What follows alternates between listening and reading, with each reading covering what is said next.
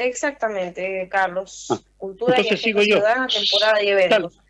dale La adelante, te escuchamos. provincia, bien, la provincia se prepara para la temporada. Bueno, hay agenda cultural y presentaciones que buscan reactivar el turismo, esto ya se habló.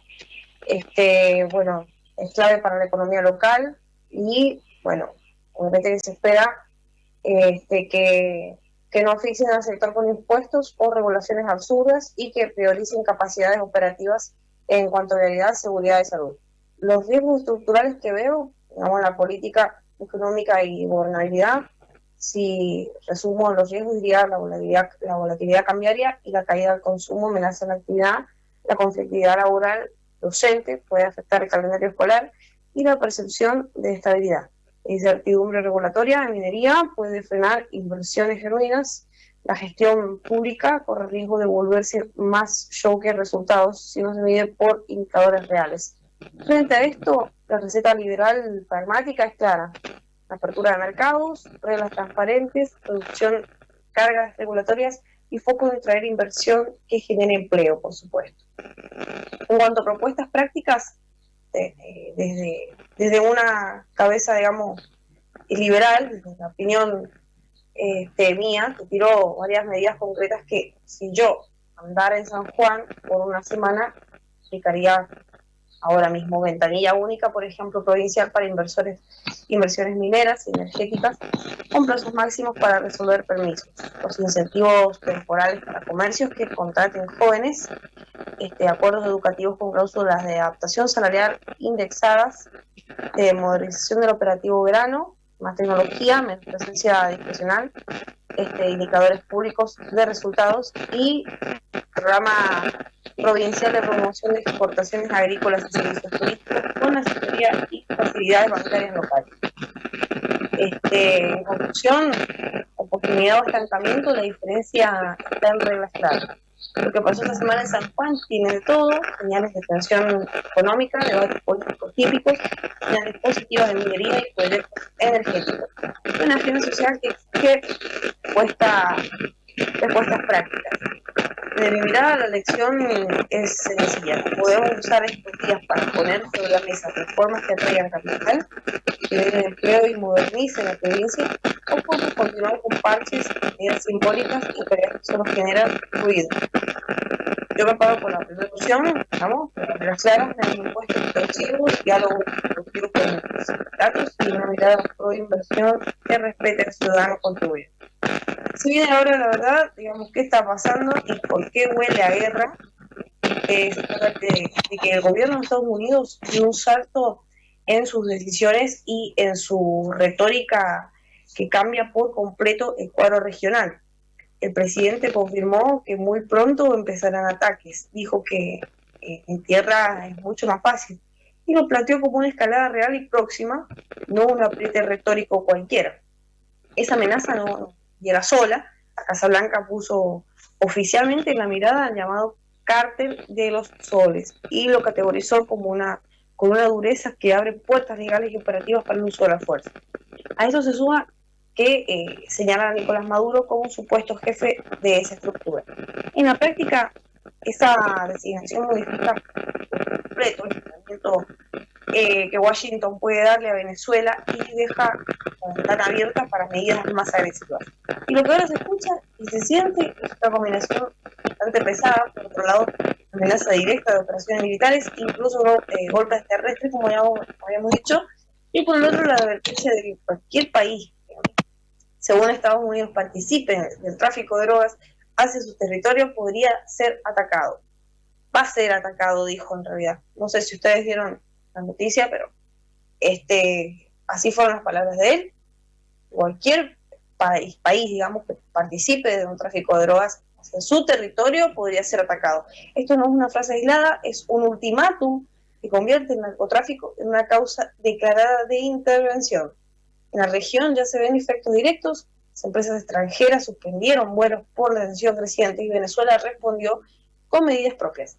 También se nota cómo aliados tradicionales de Maduro empiezan a tomar distancia, repliegues, silencios diplomáticos, movimientos que muestran que Rusia y China están bajando el perfil en plena escalada, dejando a Caracas más aislada que antes. Así, señores, le dieron la espalda total.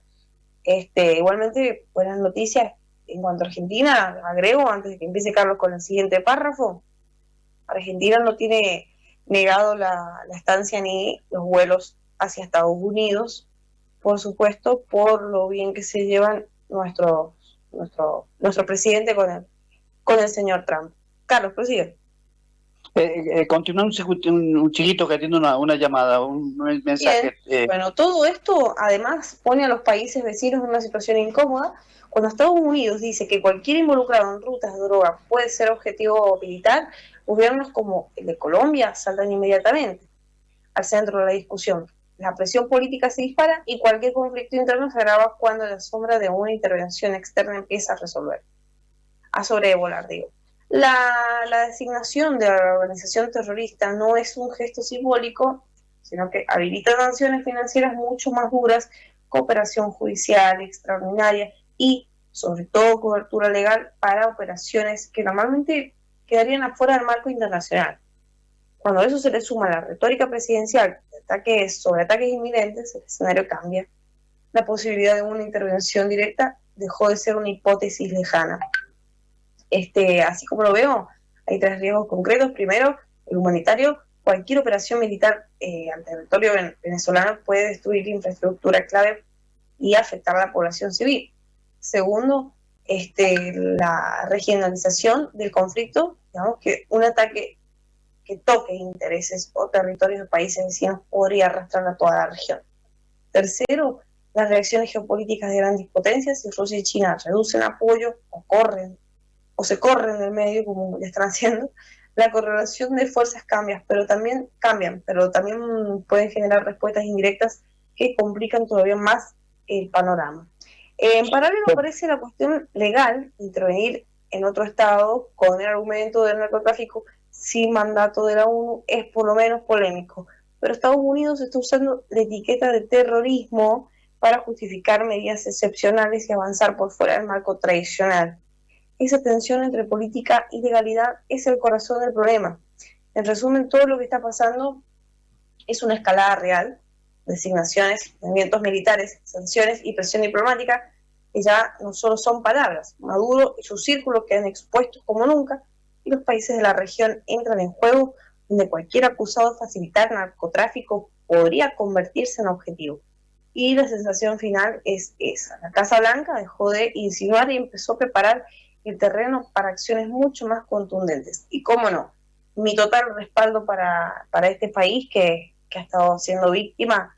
Todos han visto los videos virales que se han estado propagando estos últimos 4 años acerca de la gente, de cómo vive la gente bajo el efecto del fentanilo, bajo el efecto de otras drogas en las calles de Estados Unidos, familias destruidas, chicos en temprana edad, ya que llevan vida de vagabundos, homeless, como le dicen allá, así que la situación estaba bastante crítica. Creo que la única respuesta tenía que ser igual de violenta que lo que nosotros vemos en el video. Los resultados del narcotráfico no son algo que se pueda negar o pasar por alto. Bueno, en cuanto a un nuevo rumbo en las Fuerzas Armadas, lo que cambia y lo que viene.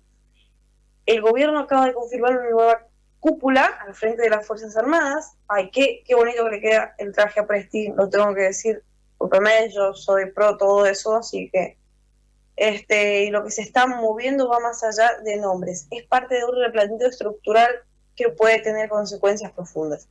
El ministro de Defensa, recién nombrado, informó que el nuevo jefe del ejército será el general de división Óscar Santiago Sarich, no sé cómo lo quiero pronunciar.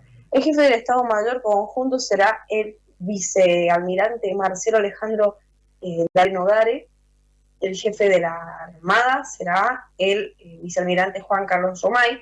Y en la Fuerza Aérea se ratificó al brigadier mayor Gustavo Valverde. Estos cambios fueron avalados por la presidencia como parte de la renovación profunda tras la conformación del nuevo gabinete.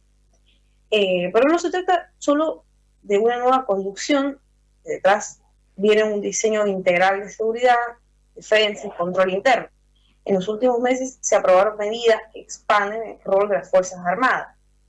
Se redefinieron sus funciones de vigilancia, control y apoyo en zonas de frontera con facultades más amplias en operativo. Esto apunta a fortalecer su actuación en tareas que antes se consideraban restringidas. De hecho, el plan del gobierno busca que las Fuerzas Armadas actúen como pilar central en la custodia de la soberanía, el control fronterizo, el control fronterizo y la seguridad interior. Solo que no solo ante amenazas externas, sino también en funciones relacionadas con el narcotráfico, control de fronteras y control de flujos migratorios. En ese sentido, la reestructuración de la cúpula busca garantizar que haya una conducción alineada y esos objetivos capaz de responder operativamente. Bueno, Paula, te ayudo un poquito. Esto cambia el escenario para el país. La militarización de ciertas funciones de seguridad ya no es, digamos, una insinuación, sino una apuesta clara. Y esto puede representar eficacia en el control territorial, pero también genera inquietud sobre la definición del rol militar, su impacto sobre derechos ciudadanos y el equilibrio institucional. En pocas palabras, lo que acaba de suceder no es un simple cambio de guardia, es un viraje, una reorganización de mando, funciones y prioridades que puede redefinir la presencia del Estado en materia de defensa, seguridad y control. Y según cómo se ejecute, podría marcar el rumbo de la Argentina en los próximos años. Bueno, nueva etapa en el Congreso, como decíamos al principio nomás, asumen los diputados de Javier Milei y cambia el mapa legislativo.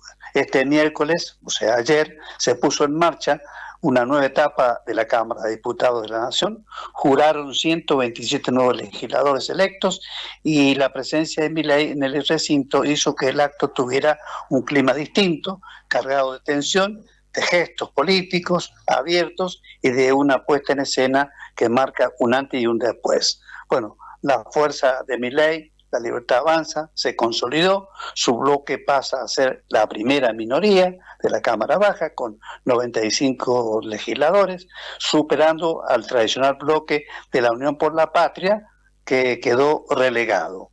Se sabe que preside Unión por la Patria es Cristina, con 93. Esto significa que los libertarios tienen una posición de ventaja clave para encabezar comisiones, definir agendas y dar forma al calendario legislativo de los próximos meses. La jura no fue un trámite neutro, hubo abucheos, silbidos, cánticos, juramentos con dedicatorias políticas, algunas muy provocadoras, y manifestaciones de rechazos abiertas. Diferentes bancadas aprovecharon para mostrar su postura, desde gritos de la patria no se vende, hasta, bueno, juramentos vinculados a causas simbólicas. Fue una puesta en escena fuerte que deja claro que las reglas del debate político ya cambiaron. Ahora, con esta nueva conformación, la posibilidad de que el gobierno avance con sus proyectos de ley, muchos de los cuales ya anticiparon cambios económicos, institucionales y normativos, se vuelve mucho más concreta. El bloque oficialista tiene el poder numérico suficiente como para esperar e impulsar su agenda sin depender de mayorías amplias ni de alianzas circunstanciales. Para nosotros lo que se vio este miércoles no es solo una renovación legislativa, es el arranque de un ciclo distinto, una reconfiguración del poder parlamentario que puede redefinir rumbos, prioridades y balances de fuerza. Y quien pensaba que este cambio iba a ser tranquilo, ahora sabe que será abrupto, cargado de confrontaciones y con la posibilidad real de transformaciones profundas. Virginia Gallardo entra al Congreso, una jura con estilo y un cambio de ritmo. Este miércoles se vivió un momento que va a quedar en la memoria del Congreso, porque Virginia Gallardo juró como diputada nacional y lo hizo de una manera que dejó claro que ella no viene a encajar en el tradicional, viene para sacudir un poco las cosas. Gallardo, una mujer conocida por su carrera en televisión y el espectáculo, llegó al recinto con su hija en brazos, ambas vestidas de blanco, y eligió una fórmula de juramento diferente, como correntina, por la familia, por las infancias, por un futuro mejor para todos. Sí, juro, esa declaración personal cargada de referencias a sus orígenes y valores transmitió desde el primer instante su intención de romper con los moldes del viejo discurso parlamentario. Para ella, su perfil fuera de la política clásica en su fortaleza. Dice que ha recorrido cada rincón del interior, conoce la realidad de la gente común y eso le da un vínculo directo con quienes muchas veces se sienten ajenos a la política. Con ese giro, la ex figura del entretenimiento pretende humanizar la voz del Congreso, llevar preocupación por lo cotidiano, lo social, lo de todos. Pero esto no es solo un gesto simbólico. La jura de Gallardo se enmarca en un contexto grande. Su partido, La Libertad Avanza, resolvió incorporar figuras mediáticas y populares, no políticos de carrera, como parte de una nueva estrategia de consolidación legislativa. Ese cambio de estilo busca acercar el poder a sectores que sienten que la política no los representa y al mismo tiempo comunicarse con un lenguaje distinto, más cercano, más mediático. Paula. Bien, así que lo que pasó este miércoles no es un simple reemplazo de legislador, es parte de un viraje en la forma en que se hacen presentes las ideas en la Cámara. Hay un intento claro de renovar no solo caras, sino formato, todo el lenguaje, y con eso se abre una incógnita. ¿Será Gallardo capaz de traducir ese estilo al trabajo legislativo y real? ¿O solo será un flash mediático? Yo lo veo muy bien a Virginia Gallardo, la he escuchado hablar, la verdad que no le tenía fe, me comí mi propio prejuicio. Bueno, lo que queda claro es lo siguiente, que la política acaba de incorporar otra forma de ver las cosas, más ligada a lo público, a lo popular, a lo simbólico. Con Virginia Gallardo entrando de este modo al Congreso, se plantea la propuesta de un cambio no solo de nombres, sino de formas. ¿Cómo juegue a partir de ahora? Con esas expectativas, puede dar más de una sorpresa. En cuanto a un giro diplomático decisivo, Argentina y Estados Unidos reavivan su alianza. En los últimos días se concretó un encuentro clave entre el gobierno argentino y la diplomacia estadounidense que marca un antes y un después en la relación bilateral. El gobierno recibió al embajador de Estados Unidos, Peter Lamelas, en la Casa Rosada, en un contexto en el que avanza un acuerdo comercial muy amplio entre varios países, entre ambos países, digo. Ese recibimiento no fue una formalidad simbólica, fue el marco de una negociación real. En ese contexto se dialogó sobre nuevas oportunidades de cooperación, un calendario de intercambio comercial, inversiones, apertura de mercados y proyectos que podrían transformar el vínculo económico entre Buenos Aires y Washington. Los funcionarios dejaron claro que ambos países comparten una visión común de libertad, mercado abierto y progreso como pilares para ese nuevo vínculo. Lo que se está gestando es algo más que un tratado, es una redefinición de alianza. El acuerdo que se negocia y cuyos lineamientos ya fueron anticipados por las partes implicaría reducción de aranceles, mayor acceso a productos argentinos al mercado estadounidense, inversiones norteamericanas en sectores estratégicos, un compromiso de largo plazo entre ambos gobiernos. Argentina, a su vez, apuesta a recuperar protagonismo internacional, atrae capitales, genera empleo y dinamiza también la economía a través de ese encuentro con Estados Unidos. Esto tiene implicancias internas también para el país, significa una señal de estabilidad, de apertura al mundo, de confianza para exportadores, empresarios e inversores. Cambia la perspectiva económica, renueva expectativas en sectores productivos industriales, agropecuarios y comerciales. Y lo político, no sé si se me escucha o se perdió la señal, ¿qué pasó? ¿Siguen escuchando? Bueno, por las dudas yo, pero ¿me están escuchando bien? Bueno, y en lo político refuerza el alineamiento del gobierno actual con una agenda internacional de corte liberal, de estrecha cooperación con Washington, con políticas pro mercado, atracción de capital extranjero y reforma estructural. Ahora, para mí, lo más importante es que este paso deja la puerta abierta a una transformación profunda. Si se concretan los acuerdos, Argentina podría acelerar su inserción global, modernizar su economía, diversificar mercados y al mismo tiempo equilibrar sus relaciones exteriores en un mundo cada vez más competitivo. Pero también exige que las promesas de crecimiento se traduzcan en políticas concretas, transparencia, planificación estratégica y regulación clara. En resumen, lo que acaba de pasar no es un detalle diplomático menor, es un inicio de una nueva etapa para Argentina, una etapa en la que la alianza con Estados Unidos se redefine, el comercio se amplía, los inversores vuelven y con ello se abre una ventana de oportunidades. ¿Qué tan profundo será ese cambio? Bueno, depende ahora de que seamos capaces de aprovecharlo o no, ¿no? Cuando el choque en el recinto, la pulsera entre Agustín Rossi y Luis Petri, que sacude el ministro de Defensa. Bueno, Carlos, ¿quiere presentar el título y el tema o prosigo? No, está muy bien. Lo que sucedió el 3 de diciembre en la sesión especial del Congreso no fue un cruce más, fue una señal potente de que la disputa por la conducción de la defensa del país viene con todo, con acusaciones cruzadas y reclamos que no son menores. Bueno, atento a que la Cámara de Diputados en general siempre es una caja de resonancia política, ¿no? La chispa la encendió en este caso Petri, ex ministro de Defensa y ahora diputado, cuando al jurar su banca mandó un mensaje directo a sus adversarios.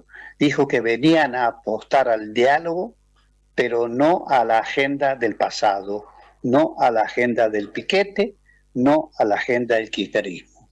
Les reclamó su pasado al declarar que se sienten cómodos poniendo montoneros en el Ministerio de Defensa, una frase provocadora que sonó como una acusación ideológica fuerte contra quienes dirigieron esa cartera antes que él. No hubo tibiezas. Del otro lado, Rossi, otro ex titular de Defensa, respondió sin vueltas, reivindicó su pertenencia al peronismo, su historia, su legado, y fue contundente cuando afirmó que Petri había dejado en quiebra al sistema de salud en las Fuerzas Armadas, la obra social, lo cuestionó por la gestión calamitosa y le echó en cara que en sus 3 años al mando quebró IOSPA, que es la obra social, el intercambio con gritos, acusaciones y un clima cargado desnuda varias cosas. Por un lado, las profundas diferencias ideológicas y de la concepción sobre lo que debe ser la defensa nacional. Por otro, la dureza del contexto político actual, donde cada palabra tiene peso y en donde la institución castrense y su legado histórico están en el centro de una batalla simbólica. Pero más allá del ruido, lo que está en juego tiene efectos concretos, porque la pelea no es solo por quién tuvo esto antes o quién la tiene ahora, es por cómo se va a definir el rol de las Fuerzas Armadas, cómo se va a manejar su presupuesto, su salud institucional, su proximidad con el poder político y la orientación que tomará esa cartera clave en los próximos años. Bueno, nosotros entendemos que este cruce no es una anécdota parlamentaria, es un síntoma del viraje que atraviesa la defensa en la Argentina y dependiendo de cómo se resuelva esta pulseada, los que hoy es grito podría convertirse en reacomodamientos reales de cargos, de estrategias, de prioridades acá ya no se pelea solo por la retórica, se pelea por mando, legado y poder. Bueno, creo que eso es bastante contundente, Paula, ¿no? Exacto, exacto, Carlitos. Bueno, también tengo que agregar acá, esta semana ha sido noticia de que la legislatura bonaerense aprobó el endeudamiento por 3.685 millones de dólares solicitados por Kichilov. Esto ya se sabía ya que lo estaba solicitando, desde hace creo que un mes y medio, por ahí había salido el primer rumor.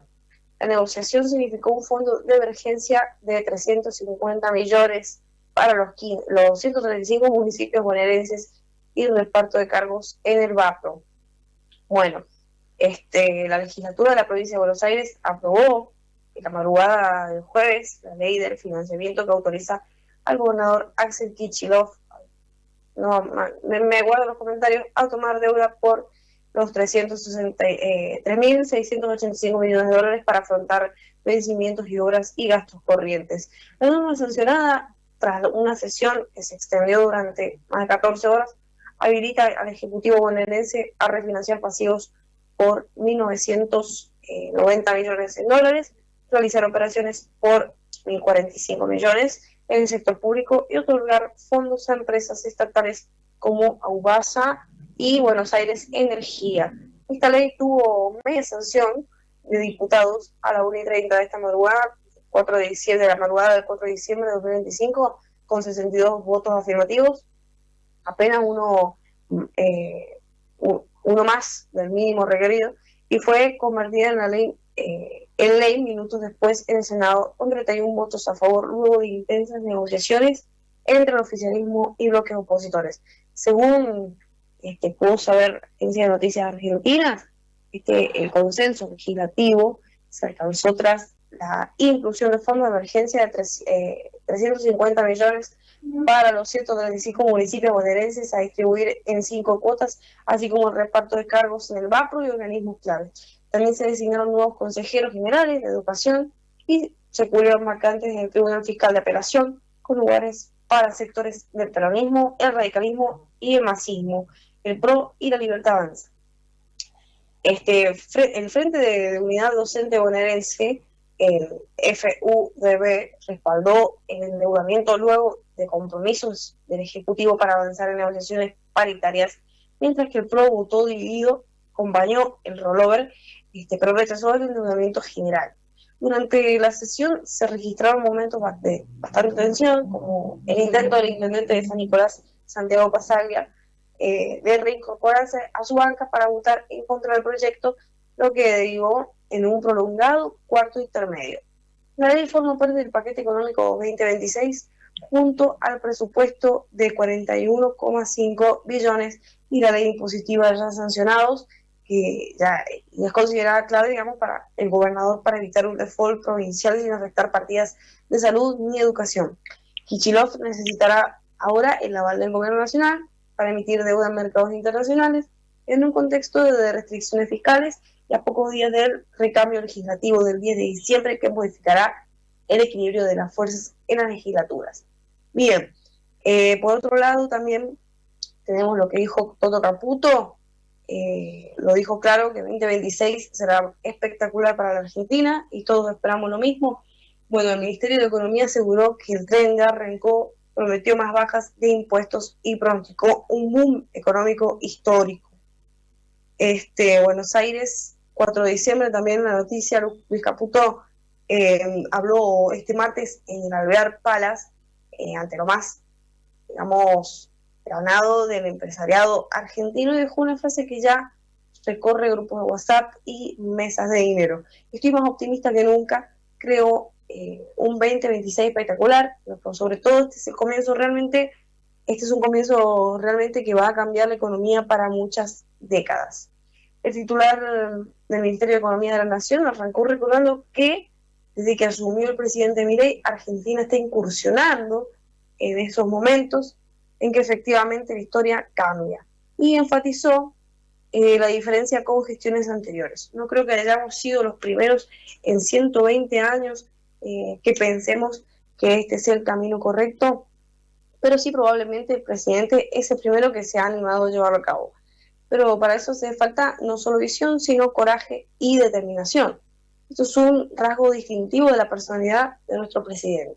Caputo se mostró exultante para la combinación de factores. Se combinan tres cosas, ahora nada más, todo estrictamente económico se combina con revalidación social.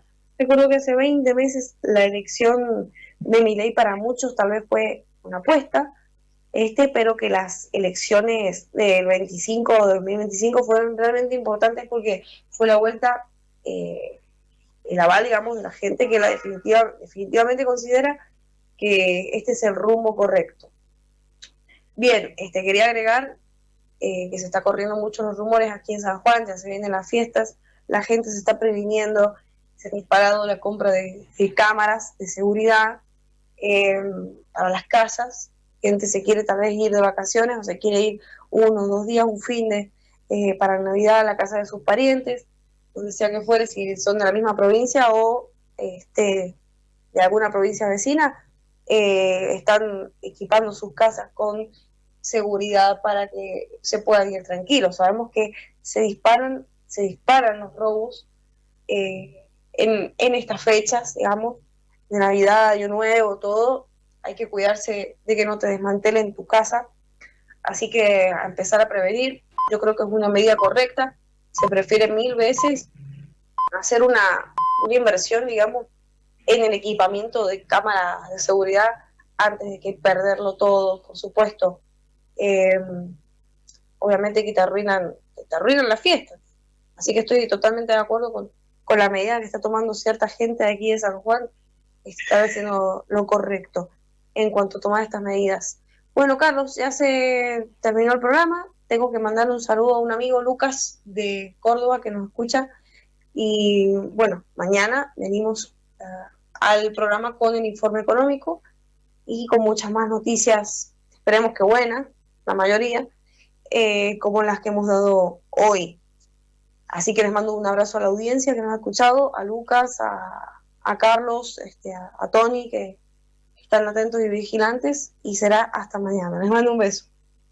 Gracias Paula. Nos encontramos contigo, por supuesto, como lo hacemos siempre, mañana viernes, con el informe económico. Bueno, también nosotros nos saludamos a la respuesta que nos dieron los médicos ayer, que fue su día. Bueno, tantos médicos amigos que no tiene y seguramente nos hemos olvidado de algunos otros, pero lo importante es recordar la tarea de los facultativos. Nosotros, como siempre decimos, siendo 9 de la mañana 1 minuto, nos estamos retirando. La invitación es